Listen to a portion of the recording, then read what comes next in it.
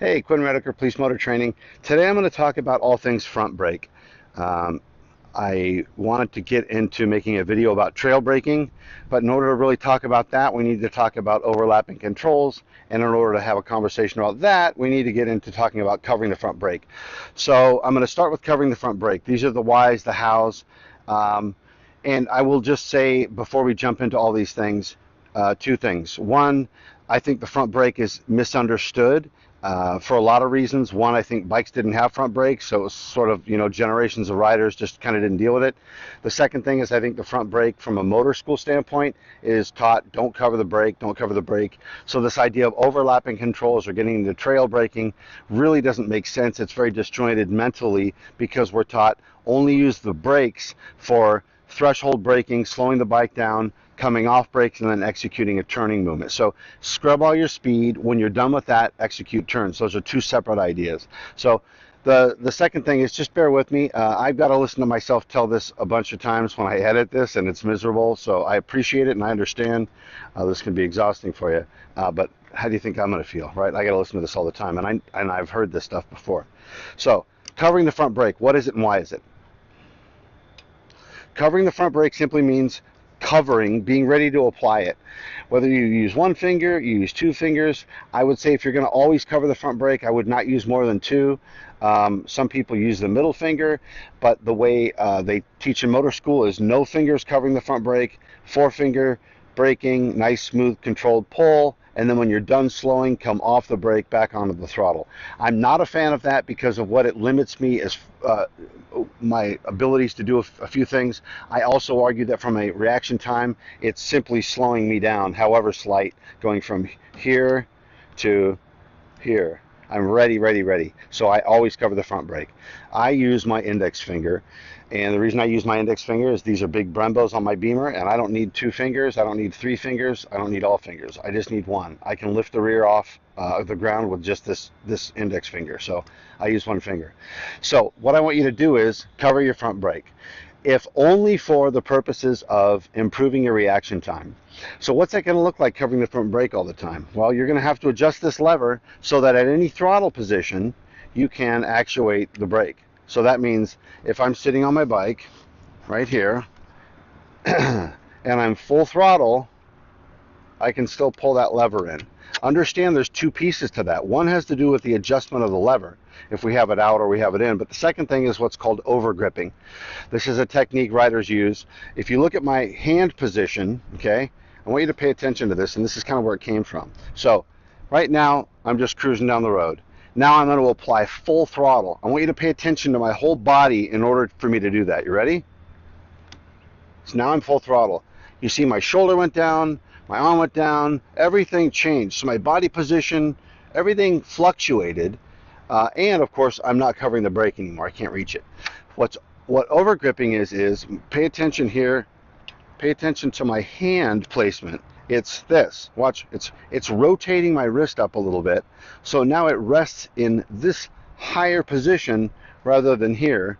So that once it's here, so I'm basically sliding it up on the throttle, and I can still use it just to crack a little bit of throttle, but it's different. This position, I'm using throttle here. So now I've over gripped. So now I'm full throttle right here. That's full throttle. So very big difference in full throttle in my arm position when I overgrip. Full throttle, no change. It did not impact my upper body at all, okay? Full throttle versus all that stuff, right?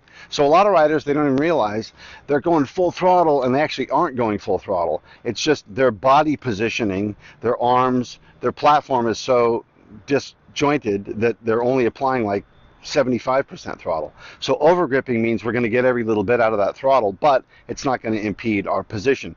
The main reason I focus on that, and I'm telling you about it, is so when you sit down here and you're pulling your lever and you give it gas, you're like, man, I can't reach it, and I've tried to adjust it in too much, I can't do it. Well, overgripping will be your solution.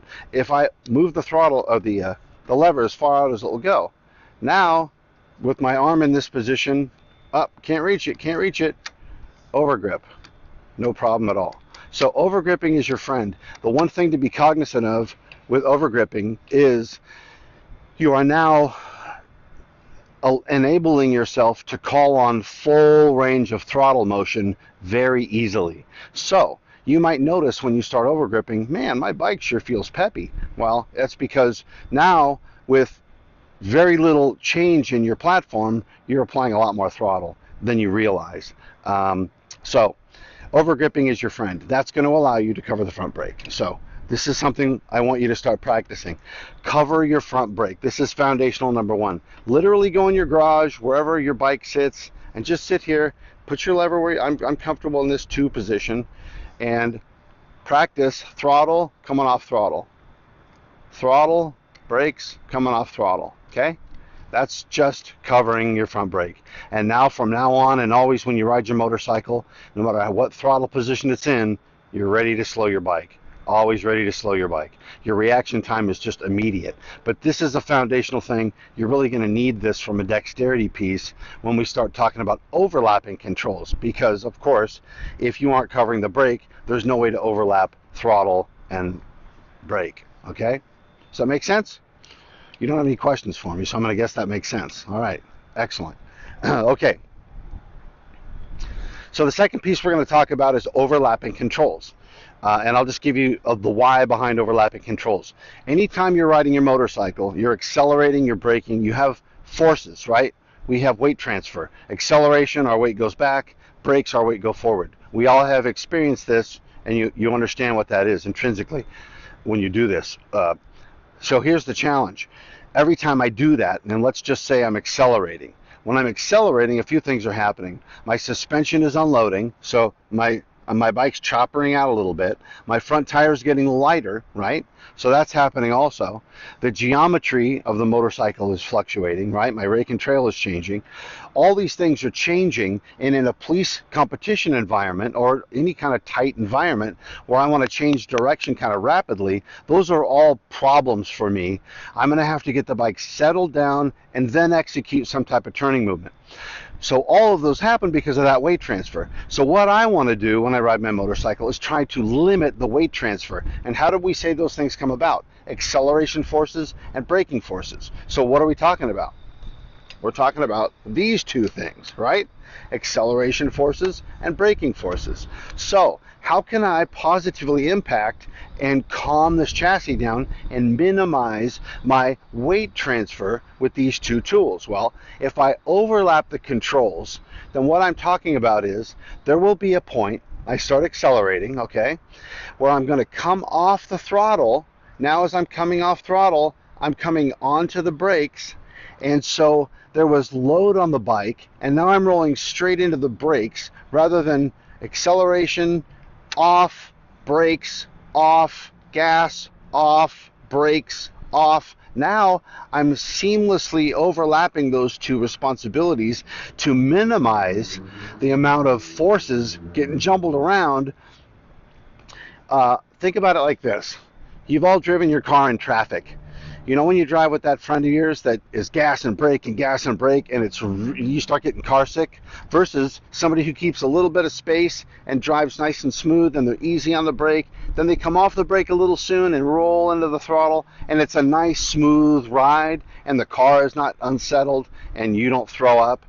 That's what we're trying to accomplish here, because when we do that, the motorcycle starts to reward us by being a stable platform. When we're talking about a stable platform, all those things I talked about, this seesaw thing that's happening, go away. And so now I can get better traction, have better and ongoing planted suspension, roll into the throttle smoother and sooner. Everything's more stable. So that's the idea with this overlapping of controls. And I'm going to show you that. We're going to do a drill here, and I'm just going to do that rolling in. But my idea here, and I'm going to do figure eights today. Figure eights are my bread and butter, rolling on, and roll right into the brakes. We don't want that no man's land where the bike is freewheeling. That's the other important piece. When you're coasting, and this is something I learned from Gary Semix, a motocross instructor, former pro racer. He said in one of his books, accelerating or braking, never coasting. And at first glance, you'd think to yourself, well, yeah, that's pretty cool, because that's like racer mentality. We're always pushing. Well, what we're really talking about, and I think what he was talking about, was unsettling your platform as little as possible. So what we're talking about is when we're accelerating, we have that acceleration force, and we can roll right into a braking force, and both of those things stabilize your platform, okay? But when we overlap and roll in from accelerating to braking, we lose that disjointed weight transfer piece, so it's a smoother platform. And believe it or not, when your motorcycle is stable, guess what? You're stable too. And when you're stable, you're calm. And when you're calm, you're comfortable. And when you're comfortable, you ride better. So the third piece is trail braking. Trail braking, the idea is braking into a turning movement and trailing off the brakes. That's the idea. Right now, if you brake in a straight line coming into a U-turn, okay? You're accelerating, now you're braking, here comes the U-turn, you get your braking done, you come off brakes, execute your turning movement, and you go on about your day.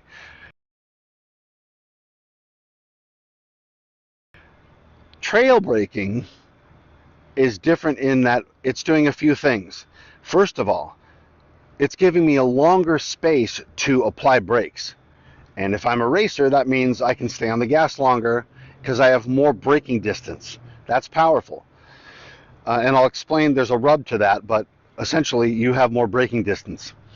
The second piece is, as I'm coming in on brakes, what did we say? It loads the bike, it changes the geometry. Well, we said actually in the opposite, when we have weight transfer back, we unload. So now we're coming in on front brakes. So this is our motorcycle, okay?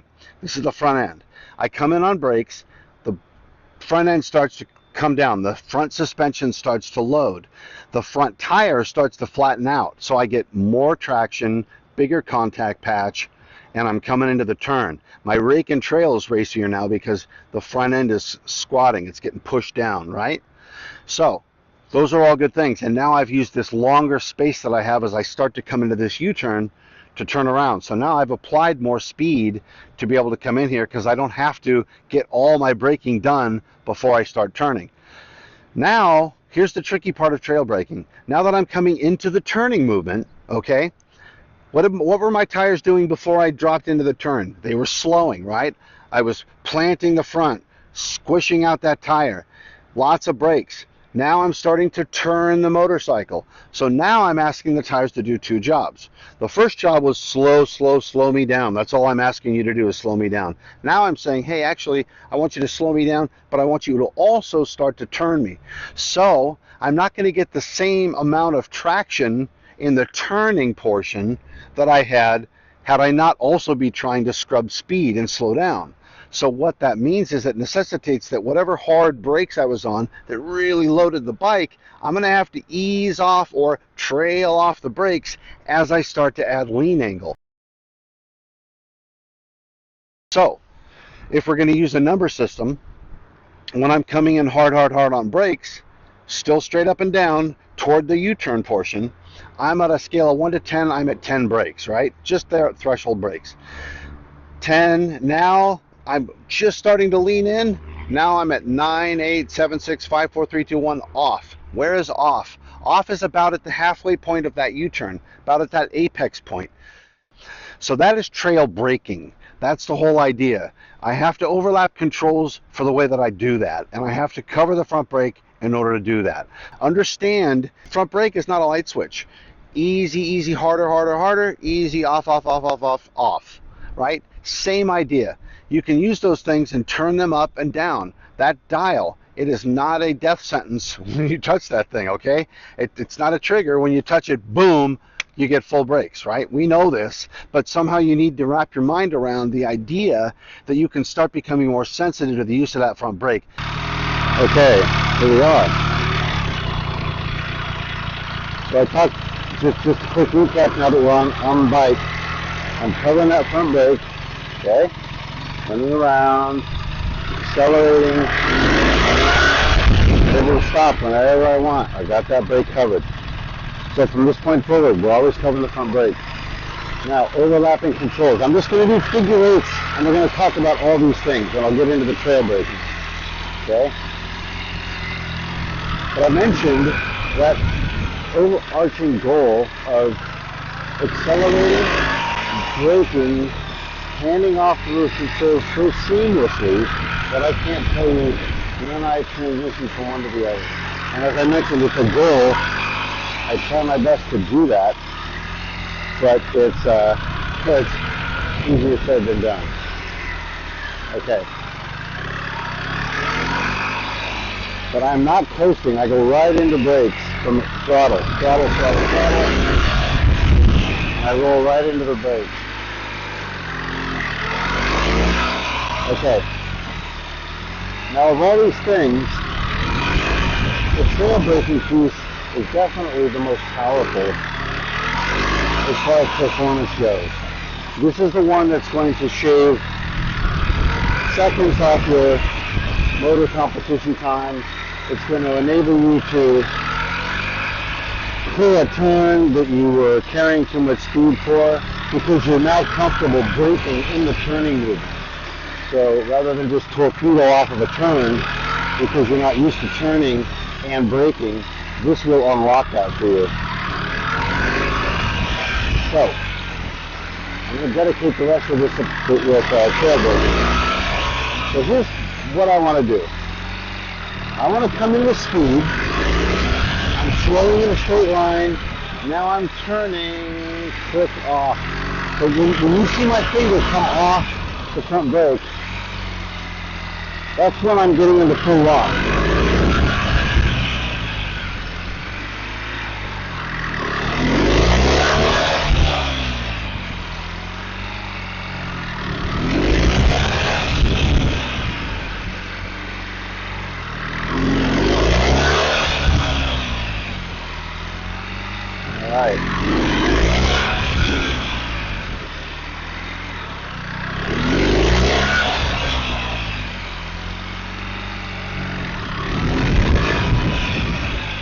Now I'm really grabbing a lot of front brake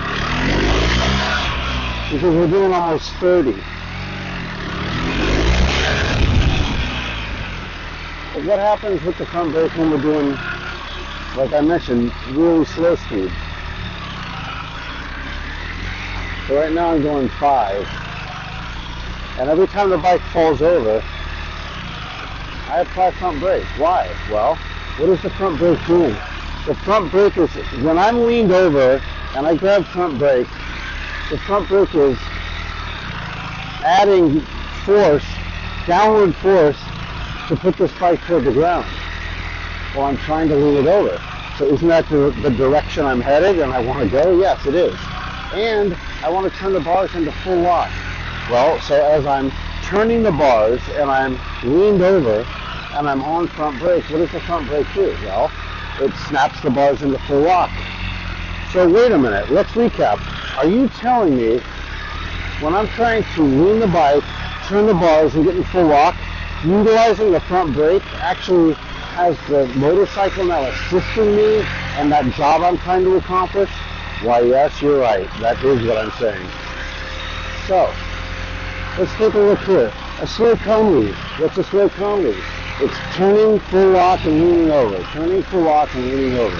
Well, every time the bike starts falling over, watch my finger. This is just a slow cone lead. And now, my bike falls over, my bars snap into lock and turn for me, and how many times have you been in a slow cone lead where you're really working that bike, and it's exhausting, right? You're just going faster and faster. So, yeah, we can pick up the pace, but understand, I'm doing part of this, but the use of this front brake helps me tremendously. It really throws the bike over. Now, could I pin this brake lever nice and hard and throw myself to the ground? Sure. But I could turn the throttle, full throttle, and run into a building over there. So again, it's all how much sensitivity and input you use, okay? So when this motorcycle starts leaning over, I am always using the front brake because it makes my job half as hard because I let the brakes do the work for me. Everywhere, like everywhere. If I turn a circle, come into a circle, front brake, front brake, front brake. I'm riding the front brake in a circle, okay? Riding the front brake. Why? Because it as I squeeze the front brake, it starts making the bike drop even more. So, was that a death sentence? Did I crash? No, not at all. So, I invite you to rediscover your front brake. Now let's start going fast and work on trail braking, because again, the faster I go, the more impactful it's going to be to turn around.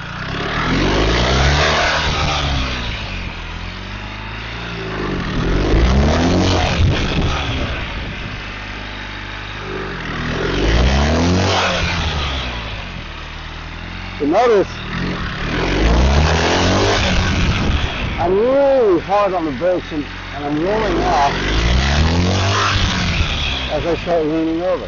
I cannot keep that brake force. I can't keep the same brake force, or I'll crash. I'll just lose the front.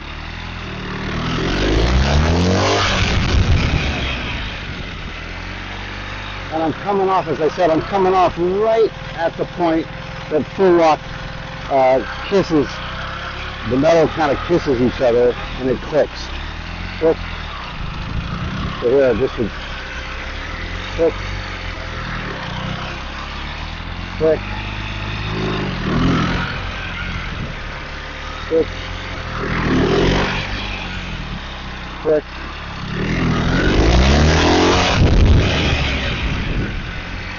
click,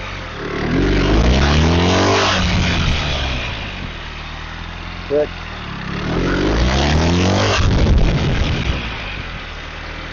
click. And we're coming down from 40. We're doing 40 miles an hour right now into those U-turns. So that's a lot of braking force. I need a lot of front brake to slow this thing down from 40 miles an hour into a figure eight. But one finger does the job. So that is the idea with the front brake. Use it for everything. Anytime you need to lean the bike and turn the bars. Well, think about a motor competition. What's a motor competition? It's a bunch of turns and circles, right? So use it everywhere. I would argue the idea of trail braking is more useful in slow speed than high speed on a road racing course, because I get to use it for all the reasons they use it on the road course: loading the front, better geometry, and I also get things like helping snap the bars into full lock. You never do that on a road racing track. Your bars hardly turn at all. But here I need the bars to turn a lot. And getting it to push the bike toward the ground is a huge benefit to give me a tighter turning radius. The faster this bike gets toward the ground and the quicker it snaps into full lock, the tighter radius it's going to turn, and I'm not eating up so much real estate. And as you all know, in tight environments at a rodeo, you don't have a lot of space.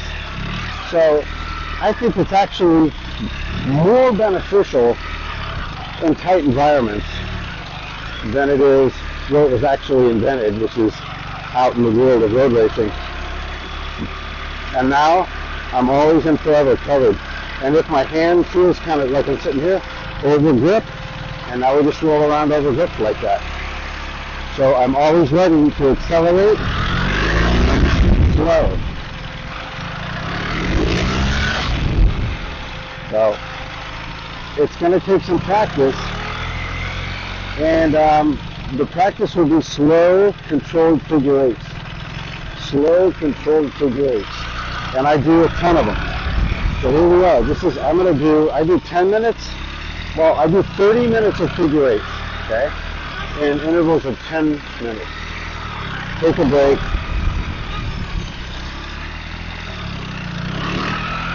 Don't do fast ones, don't do tight ones, don't worry about your turning radius.